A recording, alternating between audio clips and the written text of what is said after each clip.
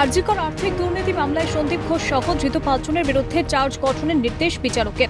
আর্থিক দুর্নীতি মামলায় সন্দীপ ঘোষ সহ বাকিরা মামলা থেকে অব্যাহতি চেয়ে আবেদন করেছিলেন। বিশেষ সিবিআই আদালতের বিচারক তাদের মামলা থেকে অব্যাহতি না দিয়ে সিবিআইকে চার্জ গঠনের নির্দেশ দিয়েছেন।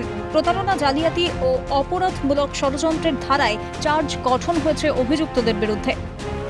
5 জন অ্যাকিউজডই ডিসচার্জের জন্য প্রেয়ার করেছিলেন সেপারেটলি। অনেকদিন ধরে হিয়ারিং হয়েছিল, প্রসিকিউশনও তার জবাব দিয়েছিল, সেইগুলো অর্ডারের জন্য ছিল।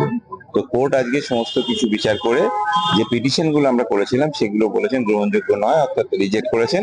করে আজকে চার্জ গঠন করেছেন 5 জন অ্যাকিউজদের বিরুদ্ধেই, এবং সেই যে ধারাগুলো মোটামুটি ওরা চার্জশিটে দিয়েছিল সিবিআই সেই অনুযায়ী, অর্থাৎ সেকশন 7 পিসি অ্যাক্ট, এছাড়া হচ্ছে আপনার 420, 409, 467, 68 আইপিসি, এই সমস্ত ধারায় চার্জ গঠন হয়েছে।